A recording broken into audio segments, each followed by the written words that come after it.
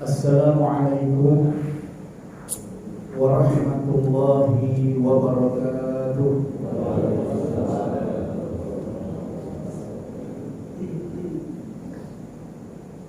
Ya Rabbi bil Mustafa balligh maqasidana waghfir lana ma madha ya wasi'al karami.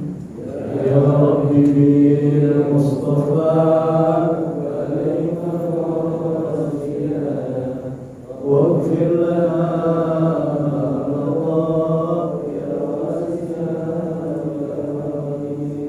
Muhammadun ashraful a'rabi wal ajami. Muhammadun khairu man yamshi ala qadami. Ya Rabbi bil Mustafa waghfir lana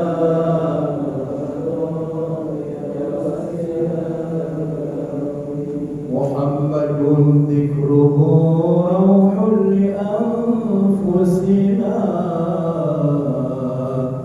Muhammadun syukruhu fardun ala umami. Ya Rabbi bil Mustafa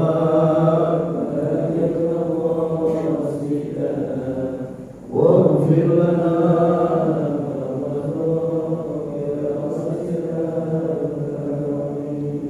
Allahumma salli wa sallim wa barik alaihi.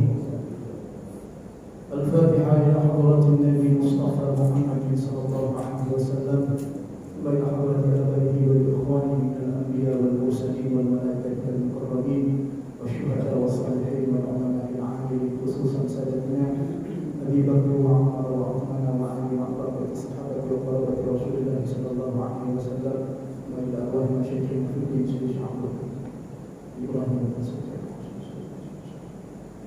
Syekh Abdul Qadir kemarin hadir khusus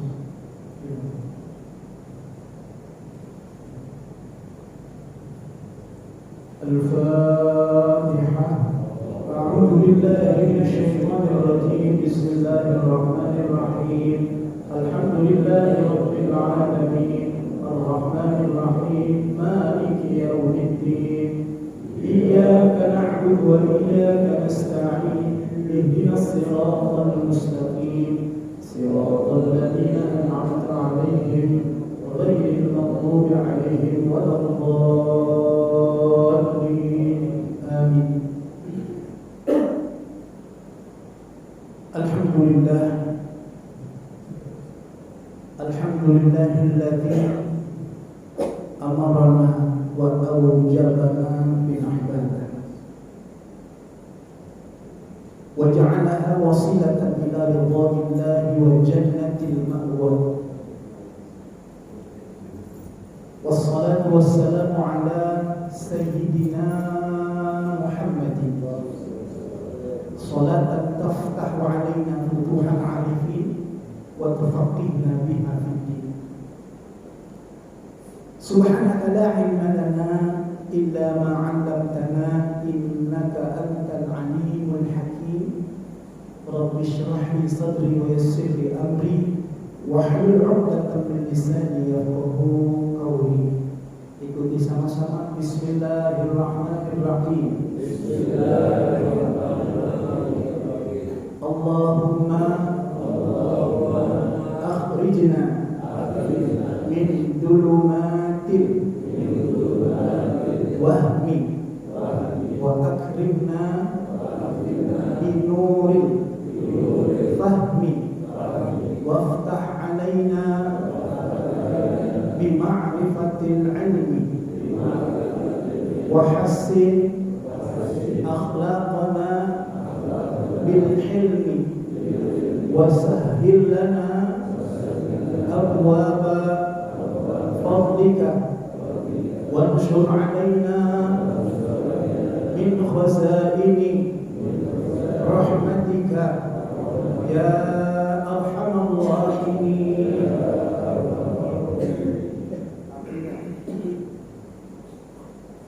Alhamdulillah, puji dan syukur hanyalah milik Allah. Zat yang maha agung, zat yang maha mulia, yang telah memberikan kepada kita begitu banyak nikmat dan karunia, sehingga kita semua dapat kembali berjumpa, berkumpul di tempat yang mulia ini dalam rangka menghidupkan majelis ilmu.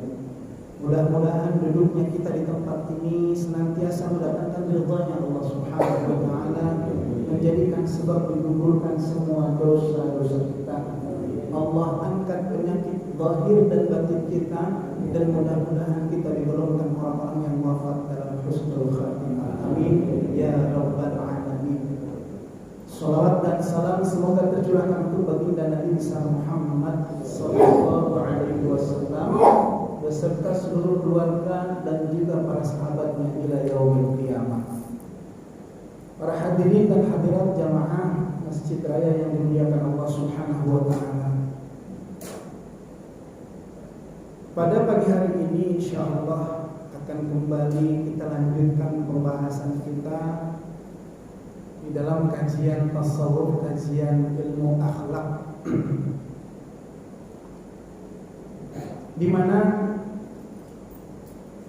di antara salah satu tujuan kita belajar ilmu ini, tujuan utamanya adalah untuk memperbaiki kondisi ruhiyah kita.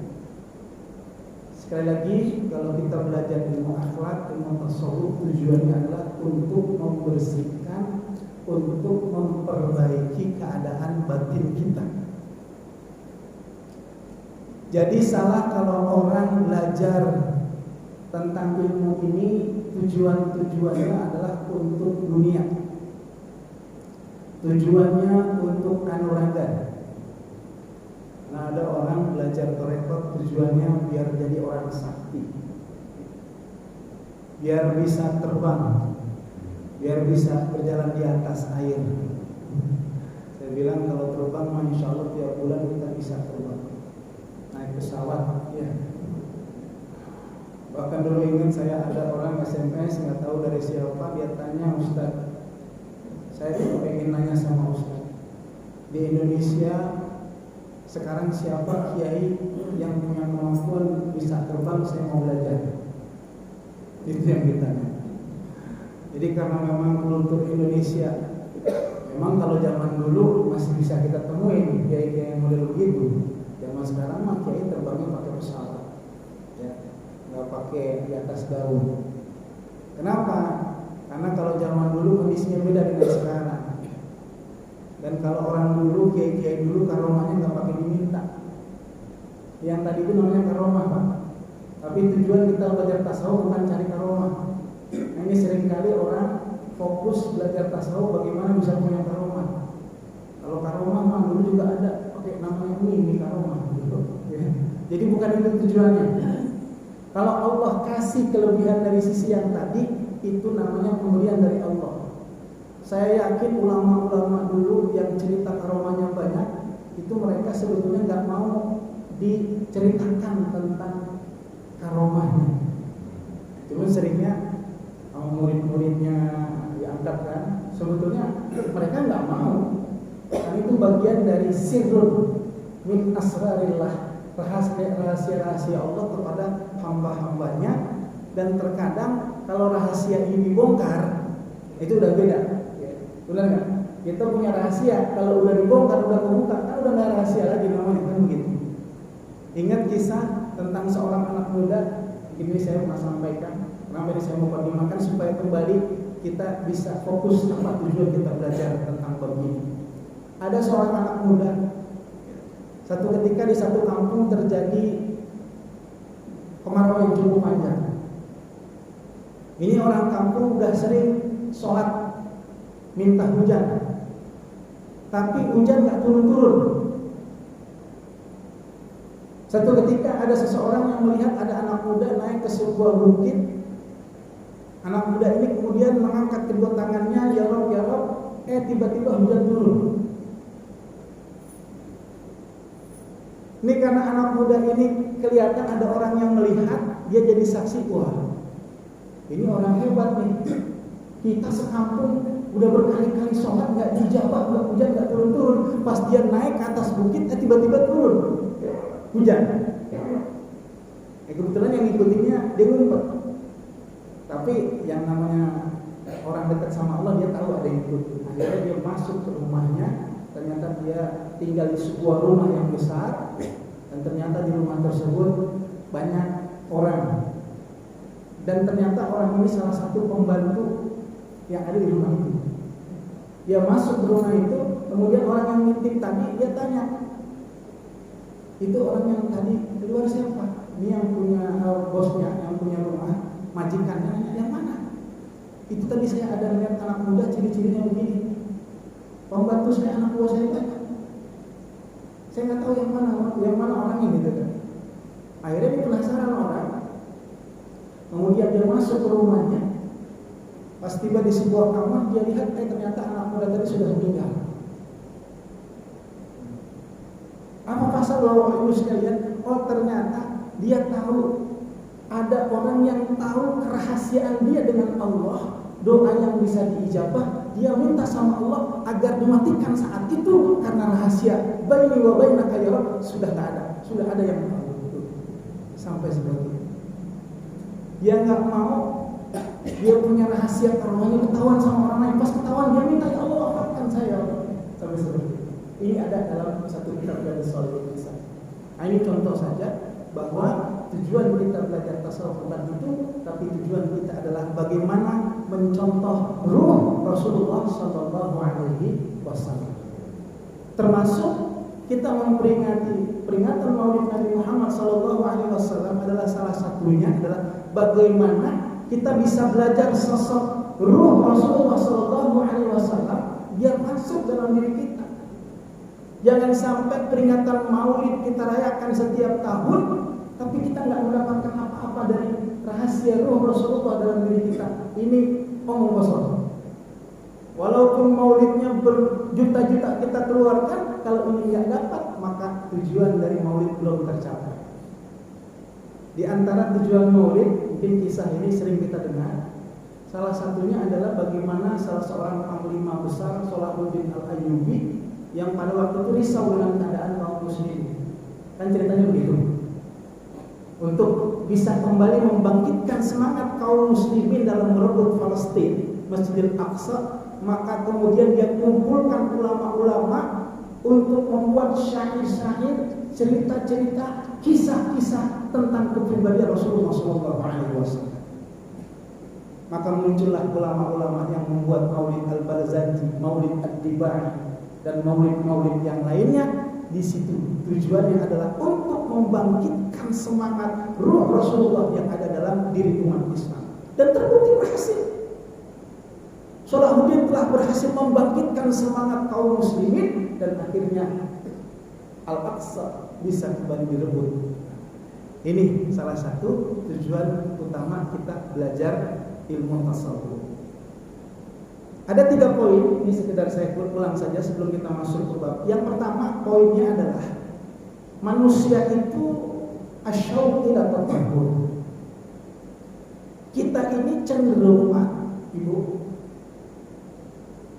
rindu dengan yang namanya hati yang bersih, jiwa yang bersih, amal yang bersih.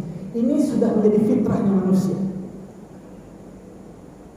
Seburuk-buruknya kita, sejahat-jahatnya kita, pasti ada dalam diri kita satu hati kecil, kita pengen jadi orang baik. Betul? Coba tanya sama yang ahli maksiat, sama bajingan sekalipun, ya, ketika ditanya dia pengen punya anak yang bagaimana, pasti jawabannya saya pengen punya anak yang soleh. Benar? Sampai dia ngomong sama anaknya, nak, bapak bajingan, nak, tapi bapak nggak mau kamu ikutin bapak, kan gitu. Itu ditanya punya istri, pengen istri yang bagaimana? Yang soleh, walaupun dia belum soleh. Betul? Makanya ada seorang wanita, ini kisah nyata terjadi di kawan saya waktu itu, ingat sekali. Dia itu pernah konsultasi dengan seorang syekh. Apa yang dikonsultasikan? Dia punya orang tua, ayahnya ini, maaf ya bahasanya kurang bagus lah, kasar, kemudian juga amaliyahnya banyak kemungkaran yang dilakukan. Pokoknya ini anak kepingin ibunya itu minta cerai begitu, karena kasihan melihat ibunya kayaknya menderita menghadapi ayahnya yang model begitu. Subhanallah, apa yang terjadi Bapak sekalian, hadirin sekalian, ketika dia ngomong sama ibunya, ibu kenapa sih betah banget punya suami model bapak, udah disakiti macam-macam dalam bentuk penyakitnya ya, nggak perlu ceritakan lah.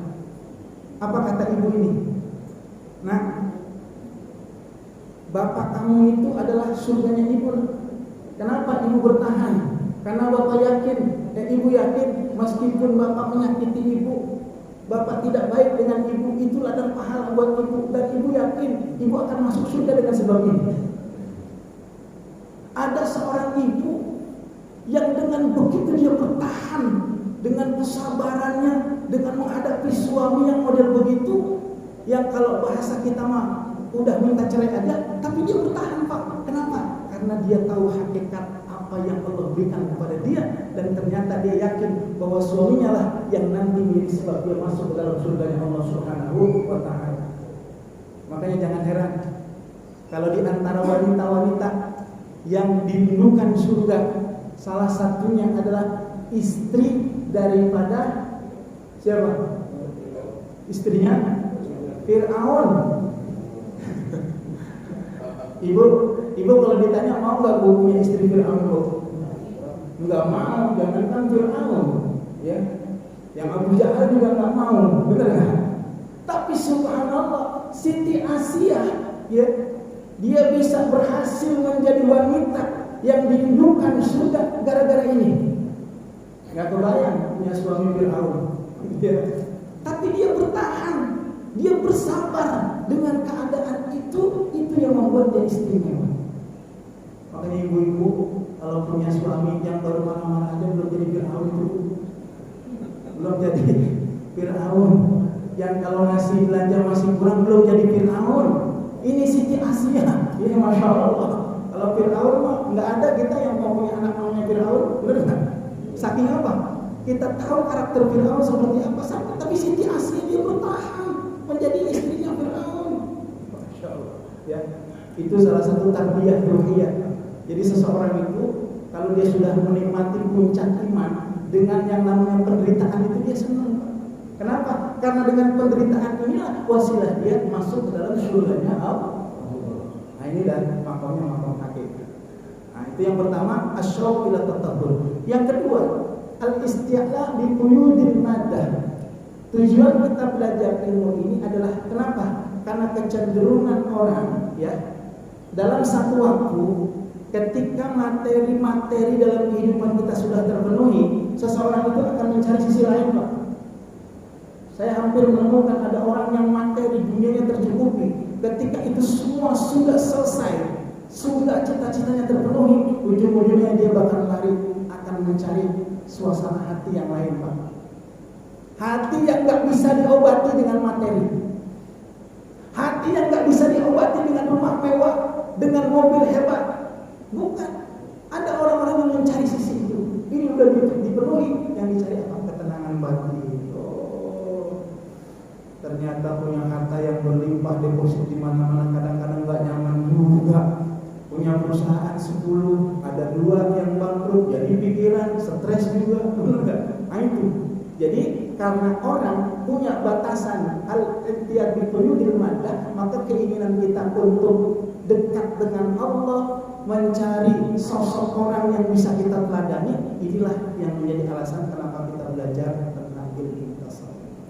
Para hadirin yang dimuliakan Allah Subhanahu wa Ta'ala, yang terakhir as-safa ar-ruh, keinginan seseorang untuk membersihkan dirinya daripada sifat-sifat yang tercela. Insyaallah kita akan membahas tentang satu sifat karakter orang-orang yang beriman yang mana dalam kitab Haqaiq Tasawuf ini masuk ke dalam at-tariqah al-wusul ila Allah. Jadi at-tariqah al-wusul ila Allah itu diantaranya adalah sifat dalam bab ini, yaitu bab tentang at-tawakkul atau yang dikenal dengan istilah tawakal. Ini babnya akan kita bahas pada kesempatan kali ini. Bismillahirrahmanirrahim. Qala al-musannif rahimahullahu ta'ala wa nafa'na bihi wa bi'ulumihi fid dharain amin. At-tawakkul, bermula ini bab menjelaskan tentang apa itu tawakal. Ta'rifuhu, definisi daripada tawakal yang disampaikan oleh Syekh Abdul Qadir Isa dalam ini kitab. Qala Sayyid rahimahullahu ta'ala fi ta'rifatihi, berkata Sayyid Zarruq dalam kitab ini tentang definisi tawakal. At-tawakkulu huwa thiqatu bima 'indallah. Sifat tawakal adalah satu keyakinan yang penuh dari apa-apa yang dimiliki oleh Allah Subhanahu wa taala, wal ya'su amma fi aidin nas. Dan al-ya'su ini semacam ketidakpercayaan dengan apa yang ada dalam diri manusia. Nanti saya jelaskan. Kemudian menurut pendapat Ibnu Ajibah dalam kitab ini, at-tawakkul thiqatul qalbi billah, satu keyakinan hati kita yang penuh kepada Allah Subhanahu wa taala. Hatta la ya'tamida ala syai'in siwa, sehingga muncul dalam diri kita satu perasaan tidak ada yang bisa kita jadikan tempat bergantung, tempat berharap kecuali Allah. Awit ta'alluqu billah, ataupun berkaitan dengan Allah Subhanahu wa taala. Fi kulli syai'in, dalam setiap perkara yang kita alami. Ilman bi annahu 'alimun, kita memahami bahwa ketika kita semua berserah diri kepada Allah Subhanahu wa taala, menyerahkan semua urusan-urusan kita kepada Allah, bi annahu 'alimun, bahwa sesungguhnya Allah Maha mengetahui keadaan kita. Wa antakuna bima fi yadillahi awthaqa minka bima fi yadika, dan kita yakin bahwa apa-apa yang ada pada Allah itu jauh-jauh lebih banyak, jauh-jauh lebih dalam, jauh-jauh lebih luas, bima fi yadika, dari apa-apa yang ada di tangan kita. Baik, ini takrifatnya banyak, hampir ada kurang lebih 10 ya, tapi kita nggak baca semua. Baik, para hadirin sekalian yang dimuliakan Allah Subhanahu wa taala. Di dalam bab tawakal ini ya, ketika kita berbicara tentang sifat tawakal, maka tawakal adalah turunan dari aplikasi iman dan yakin kita kepada Allah. Makanya dalam kitab Riyadhus Shalihin bab ini disambung dengan dirangkai al-yakin wa tawakkul, bab tentang yakin dan tawakal. Kenapa? Ketika kita sudah menyerahkan urusan kita kepada Allah Subhanahu wa taala, semua urusan kita, maka itu adalah hasil dari keyakinan kita kepada Allah. Dalam ayat Al-Qur'an banyak dijelaskan tentang berkaitan dengan tawakal ini. Saya ambil sampel contoh yang mudahnya begini. Ketika kita mempercayai seseorang dalam satu bidang, ya contoh saja, kita punya teman yang dia ahli dalam mengelola keuangan. Dia seorang pengusaha yang mana kalau kita investasi sama dia, insya Allah hasilnya bagus, ada bagi hasil yang sesuai.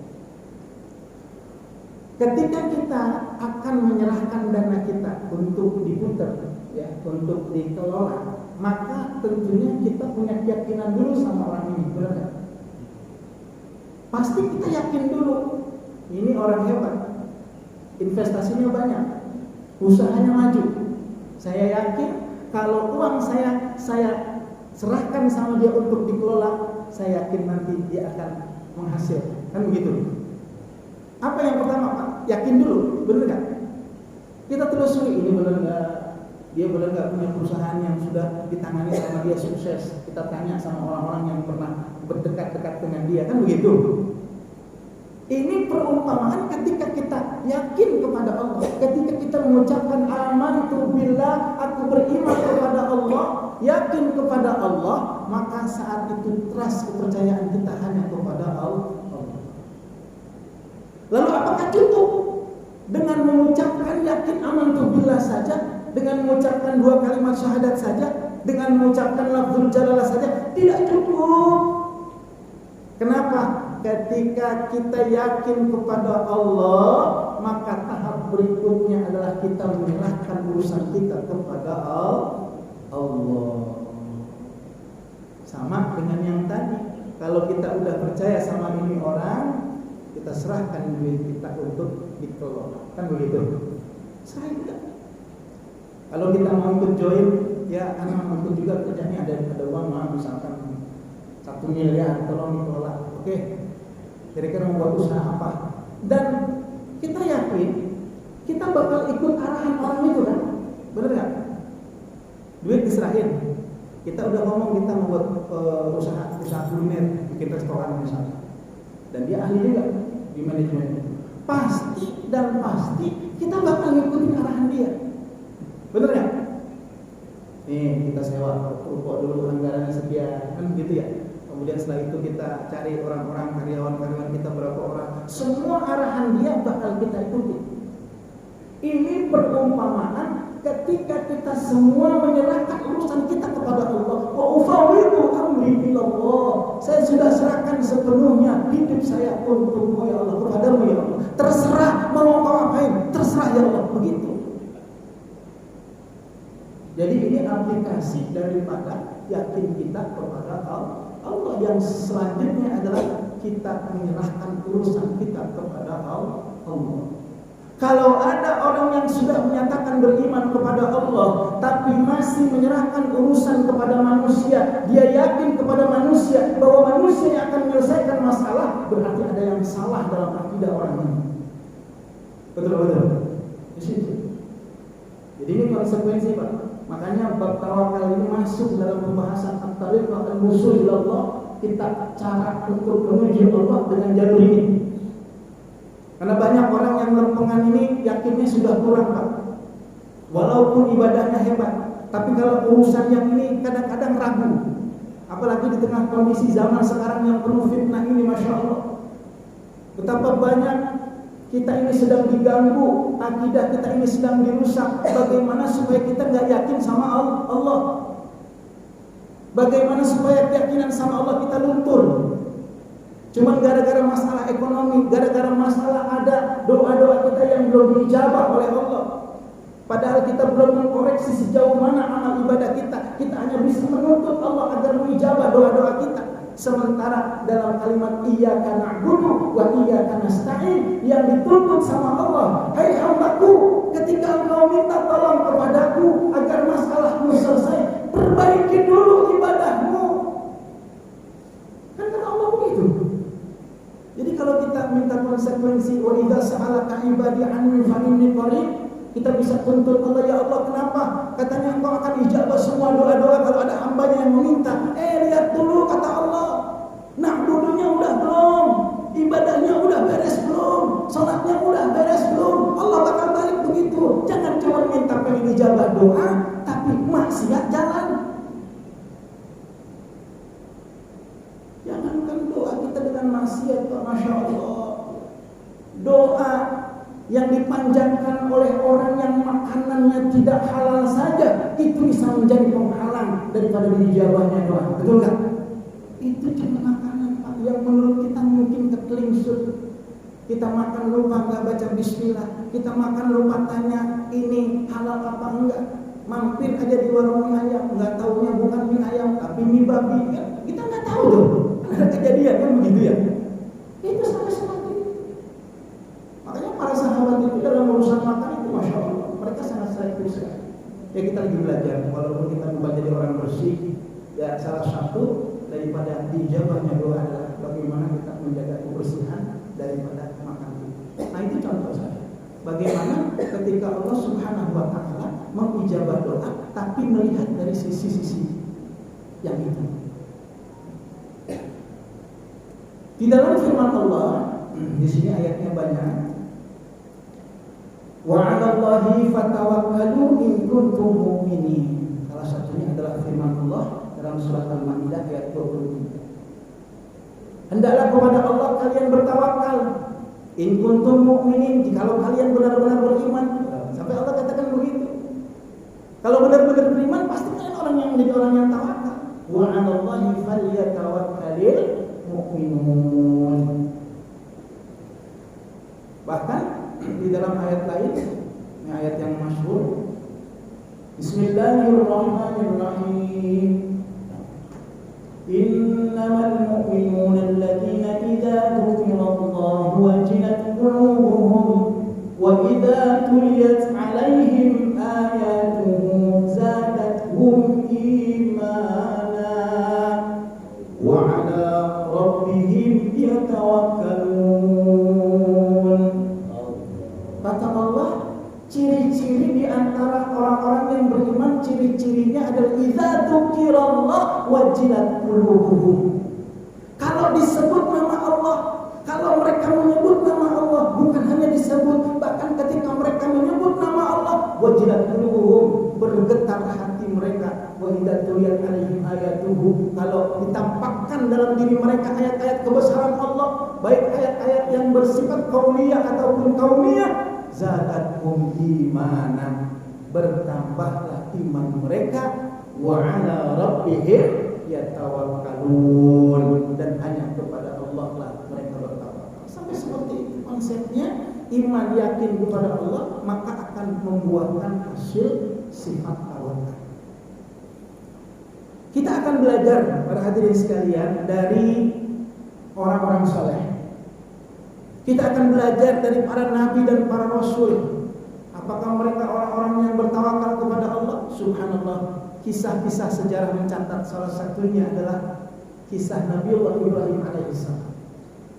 Nabi Ibrahim ketika beliau akan dimasukkan ke dalam kobaran api, dalam satu riwayat Nabi Ibrahim itu dimasukkan ke dalam apinya, bukan dia di dalam kemudian ditumpuk pakai kayu dibakar, bukan begitu.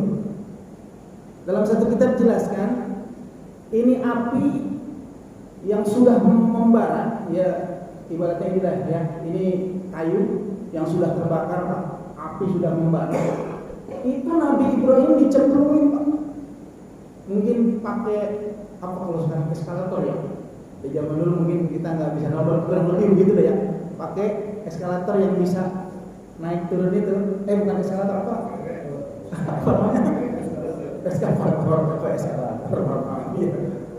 Diturunin itu. Ini api membara, Pak. Dimasukin Nabi Ibrahim ke dalam api. Kan kebayang dulu ya, bagaimana panasnya. Ketika Nabi Ibrahim jasadnya akan menyentuh api, tiba-tiba datang malaikat Jibril. Apa dia bilang malaikat Jibril sama Nabi Ibrahim? Ya Ibrahim, halaka hajat. Sambil meledek ya gitu. Ibrahim, ente ada perlu nggak mana?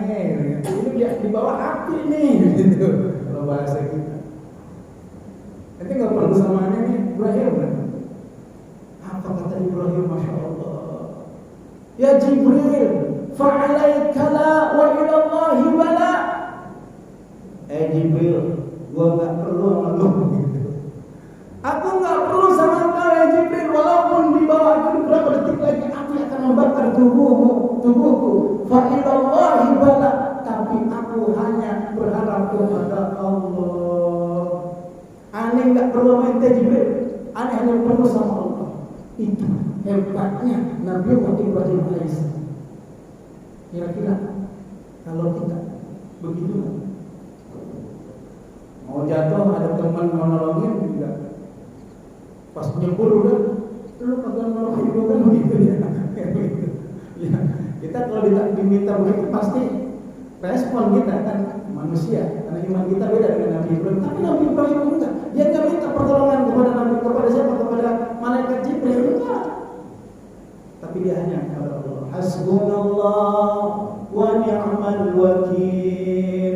Cukup Allah yang maha mengetahui keadaanku. Jibril, apakah terpikir saat itu Nabi Ibrahim akan merasakan kenikmatan yang terbesar dalam hidupnya ketika berada dalam api? Enggak.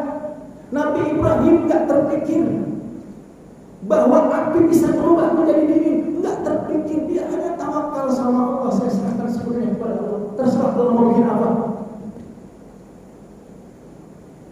Apa yang terjadi? Fasarna rukuni barda wa salaman ala Ibrahim. Hai api, kata Allah, jadilah engkau dingin, sejuk, nyaman buat hambaku Ibrahim.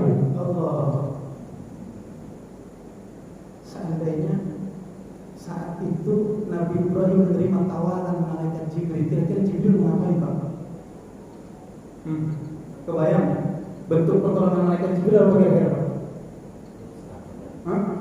Bisa jadi itu api mati, iya kan? Bisa jadi eskapatornya, ya kan begitu ya, diselesaikan. Tapi ketika Allah, oh masya Allah, Allah berikan yang terbaik kepada Nabi Ibrahim. Sampai ketika ditanya, wahai Ibrahim, apa saat-saat yang paling indah yang kau rasakan dari saat di dunia? Saat yang terindah adalah ketika aku berada dalam kolam api. Di situ aku merasakan keajaiban, merasakan kebesaran Allah, merasakan bagaimana tawakal aku kepada Allah. Hasilnya seperti itu yang terbaik. Ini buah dari orang-orang yang tawakal. Kenapa kita belajar ini, Bapak? Kita kepengen semua hidup kita, di samping kita ikhtiar, kita serahin semua kepada Allah. Karena Allah kadang-kadang memberikan solusi yang kadang-kadang di luar nalar kita. Betul gak? Betul. Nabi Musa ketika disuruh melempar tongkatnya ke laut, apakah terpikir itu laut bakal terbelah? Terpikir oleh Nabi Musa enggak? Nabi Musa enggak terpikir itu laut bisa terbelah. Nabi Musa cuma sampai nawa tanah, dia ikut perintah Allah. Kumpulkan tongkatmu Musa. Kan logikanya mestinya ngumpulnya ke Firaun, benar enggak? Balik perang kan begitu logikanya. Tapi kenapa Allah perintahkan untuk mengumpulkan? Terbelah. Itu, Pak. Jadi seringkali banyak dalam kehidupan ini yang kita nggak bisa gambarkan tentang kekuatan diri kita, tapi yang kita bisa saksikan adalah tentang kebesaran Allah. Itu hikmah dari sifat Allah. Banyak kisah-kisah yang digambarkan oleh Rasulullah, termasuk Rasulullah pernah satu ketika dalam perang Ahzab, perang Khandaq. Di dalam ayat surat Al-Ahzab dijelaskan, walamma ra'al mu'minuna al-ahzab qalu hadza ma wa'adana Allah wa rasuluhu wa sadaqa Allah wa rasuluhu wa ma zadahum illa imanan wa taslima. Ketika perang Khandaq berlangsung, para hadirin sekalian, saat itu kaum muslimin dalam keadaan mencekam.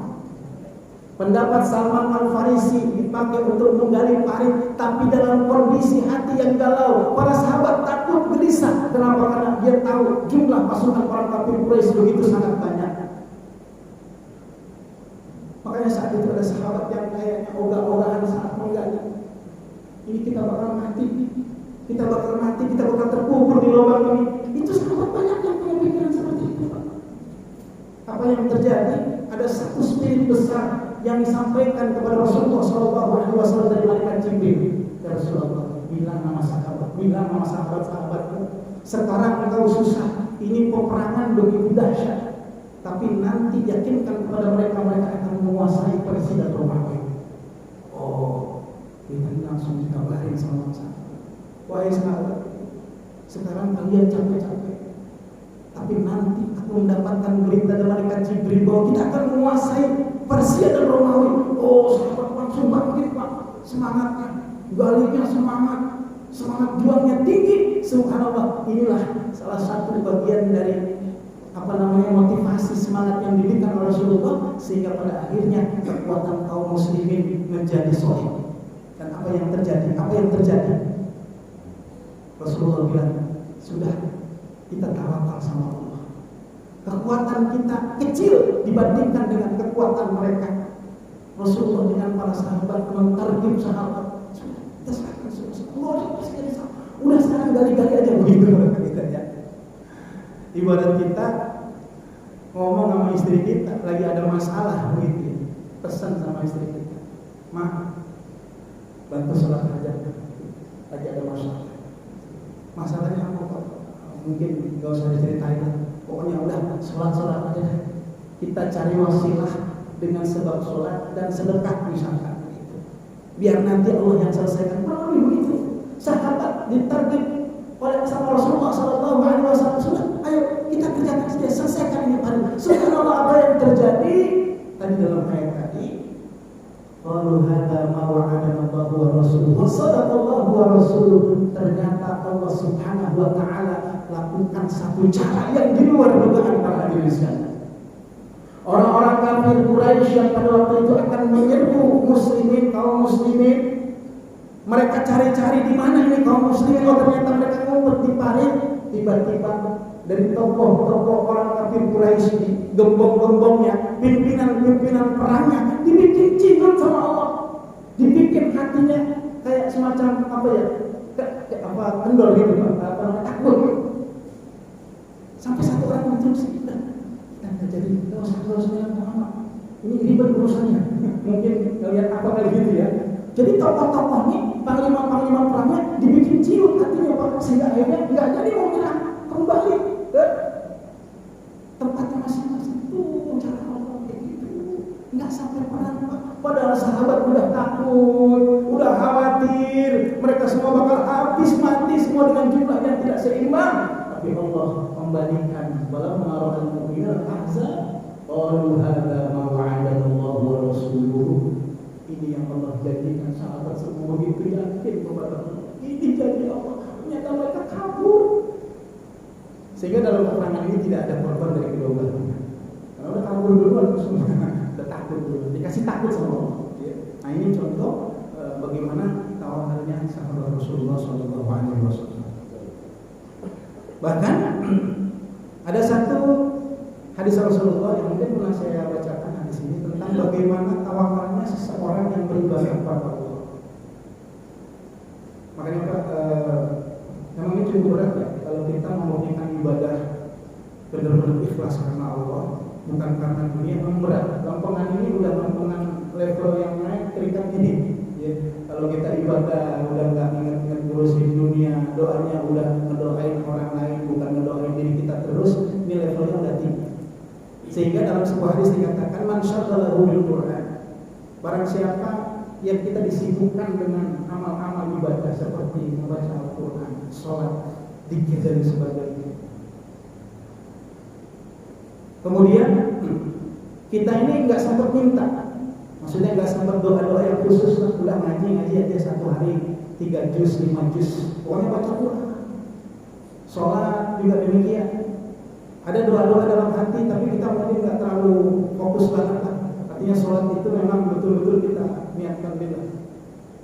Apa kata Allah dalam hadis kursi ini? A'taituhu afdhala ma a'taituhu sa'ili. Inilah gambaran orang-orang yang bertawakal kepada Allah dengan amal-amalnya. Maka kata Allah, aku akan berikan kepada orang tersebut melebihi daripada mereka yang meminta ya Rabb ya Rabb ya. Para penghafal Quran yang hari-harinya murojaah Al-Quran 1 hari 5 juz, 10 juz, jangan khawatir dengan rezeki. Walaupun kau nggak minta sama Allah, ya Allah berikan kami rezeki yang banyak, ya Allah selesaikan masalah kami. Allah Maha tahu, maka Allah akan berikan lebih daripada mereka yang meminta. Itu konsekuensi mereka orang-orang yang bertawakal kepada Allah dengan amal ibadahnya. Ya levelnya ini kita belum, kita sedang ikhtiar ya, karena puncak daripada ihsan tidak ada lain adalah bagaimana kita memurnikan semua ibadah kita ikhlas karena Allah. Apapun profesi kita Pak, yang ustaz, yang pengusaha, yang pedagang, semua ending-endingnya yang dinilai oleh Allah adalah ihsannya, ikhlasnya dari semua ibadah yang dilakukan. Bukan dalam bentuk banyak yang tapi nilai-nilai keikhlasan. Inilah inilah puncak daripada amal kita.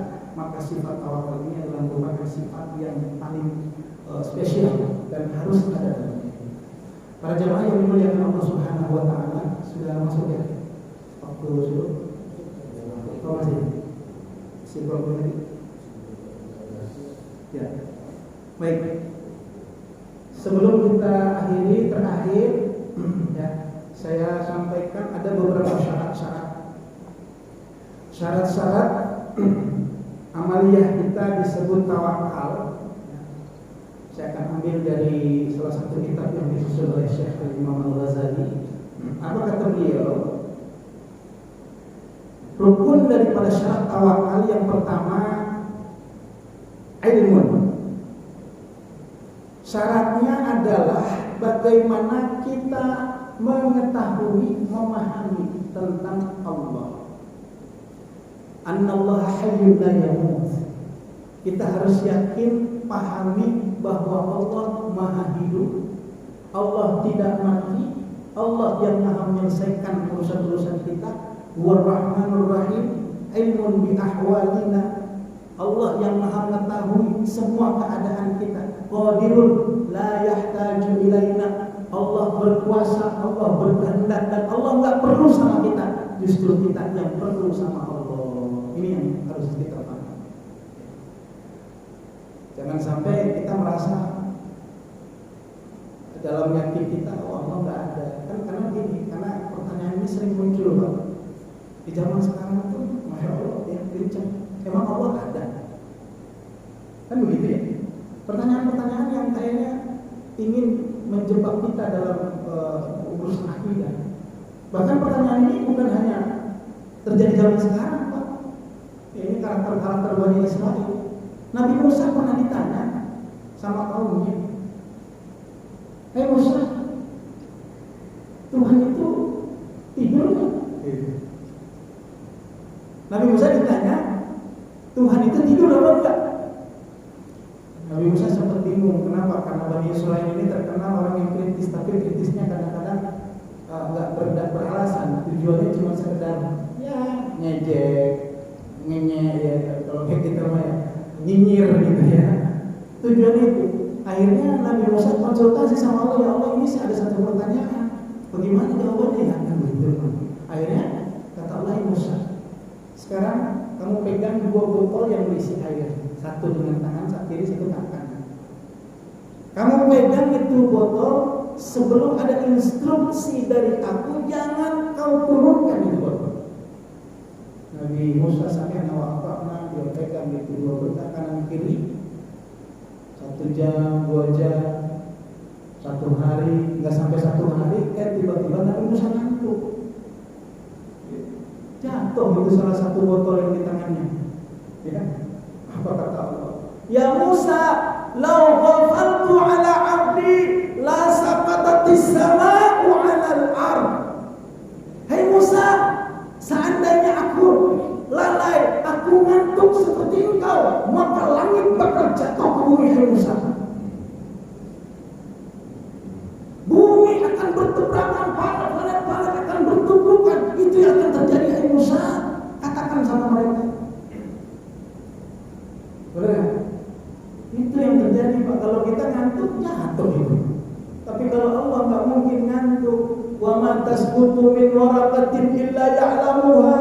Daun yang jatuh, yang bertepatan di waktu yang sama, di kebun yang sama atau di kebun yang berbeda, Allah Maha tahu. Daun jatuh, Allah Maha tahu. Ya, hayyun la yamut. Ini yang harus kita yakini. Kalau kita nggak yakin, sulit, Pak. Makanya sekarang kita berusaha nih, ghazwul fikir, perang pemikiran yang ada dalam diri kita tentang masalah tadi, melemahkan Allah, meniadakan Allah. Kita berusaha terus. Nah, memang musuh-musuh setan yang berusaha. Kemudian yang kedua, al-hal. Kita harus merasakan sakinatul qalbi biwajihi. Ketika kita menyerahkan urusan kita kepada Allah, maka yakinkan bahwa kita akan merasakan ketenangan dengan menyerahkan urusan itu kepada Allah. Itu yang kedua. Jadi syarat yang pertama adalah ilmu, mengetahui tentang ilmu zat Allah, keadaan Allah, kehebatan Allah. Yang kedua, kita yakin dalam diri kita bahwa ketika kita menyerahkan urusan kita kepada Allah, maka akan muncul sakinatul qalbi. Ya. Yang kedua, yang ketiga al-amal, dia berusaha untuk beramal, berusaha bagaimana mengikuti perintah dari Allah yang kita wakili semua urusan-urusan. Nah, itu 3 syaratnya sesuatu bisa dikatakan seseorang bisa dikatakan memiliki sifat Allah. Baik para jamaah yang dimuliakan Allah Subhanahu wa taala, itu saja pembahasan kita terkait dengan sifat Allah. Silakan kalau jamaah ada yang mau bertanya. Assalamualaikum Ustaz. Izin bertanya Ustaz. Tadi disampaikan sejarah contohnya Firaun ya Ustaz ya, dengan istilah Siti Aisyah. Iya, Asia. Kalau dilihat dari sejarah itu bahwa Firaun itu terkenal dengan jahat dan zalim terhadap anak istrinya Ustaz ya. Nah, mungkin di sisi lain juga ada Nabi Nuh yang begitu baik, istrinya juga durhaka kita ya.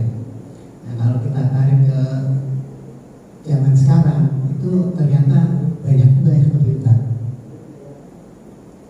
Suaminya baik, istrinya jahat atau sebaliknya begitu.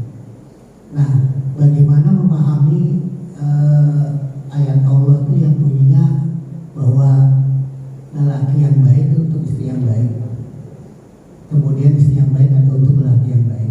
Memahaminya bagaimana Ustaz? Terima kasih Ustaz.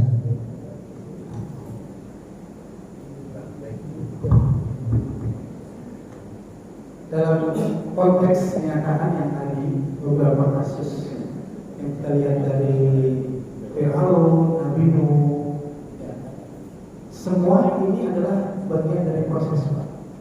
Ketika kita dipertemukan dengan seseorang yang baik, dengan wanita yang baik, itu pun ada beberapa orang yang diproses dulu, nggak langsung ketemu sama-sama baik begitu. Ada kita mungkin punya calon, baru calon ya, ketika belum jadi, kita berusaha untuk memperbaiki calon kita dari sisi-sisi buruknya. Ya, sisi-sisi buruknya mungkin ada, atau sebaliknya seorang wanita ketika berjumpa dengan laki-laki. Nah, proses ini akan terjadi sebelum pada akhirnya kedua hati ini disatukan dengan sama-sama visi. Nah, termasuk kejadian-kejadian yang dialami oleh Firaun dan Siti Asia. Ya. Firaun itu dalam konteks ayat yang barusan Bapak baca itu, ya memang keburukan-keburukan yang dia punya. Sementara Siti Asia itu adalah wanita yang soleh. Nah, ini dalam hal ini kita ambil pelajaran bahwa walaupun konteks ayat lil mu'minina wal mu'minat, orang yang beriman untuk orang yang beriman, yang jelek buruk untuk orang yang buruk, itu bukan satu yang sifatnya mutlak. Mutlak artinya pasti akan terjadi begitu, enggak. Ada juga yang mereka diproses, ada juga yang mungkin bahasanya begini, pernikahan pertama nggak beres, ya kan? Ya karena mungkin saat itu ketika kita menentukan itu masih syahwat mainnya, Pak. Ya kan? Belum ketemu tuh ayat tadi belum bisa masuk ke ranah itu. Kenapa? Karena ketika kita menikah dengan yang pertama, ada kasus kejadian bagaimana termasuk Nabi Ibrahim itu kan pernah disuruh nikah lagi ya, karena Allah menilai istrinya yang pertama kurang bagus gitu kan. Mungkin kita juga pernah merasakan itu. Maka pisahlah kita dengan yang pertama gitu. Ketika pisah dengan yang pertama, oh ternyata Allah hadirkan yang kedua yang jauh lebih baik, kan itu bisa seperti itu Pak. Jadi ada prosesnya. Artinya dalam koridor ini Allah memproses sebagian orang, jadi tidak ada yang langsung ketemu, ada juga yang diproses. Oh ternyata di bini keduanya baru benar-benar Allah memberikan sakinah gitu. Ini menurut beberapa pandangan ulama tentang masalah ini. Tapi kalau kita ambil secara umum, ya insya Allah sih kebanyakan presentasinya Allah temuin yang baik sama yang baik gitu deh. Yang baik dengan yang nggak baik itu rasanya kecil Pak, presentasinya yang baik. Mungkin berapa persen saja. Jadi bukan berarti ini tidak bertentangan dengan ayat Allah, enggak. Cuma mungkin di istri yang pertama kita mungkin maaf nikahnya karena kecelakaan gitu dikawin sama hansip gitu. Akhirnya sampai ada kemarin itu kita risau Pak dengan anak-anak kita sekarang ya. Insya Allah kalau lihat di media sosial, sehingga wajar pada akhirnya banyak kasus pernikahannya nggak lama karena pernikahan yang diwarnai dengan kemaksiatan. Ya sebelumnya udah tidur bareng, pas berumah tangga, udah nikah, ketahuan masalahnya apa segala macam, pisah.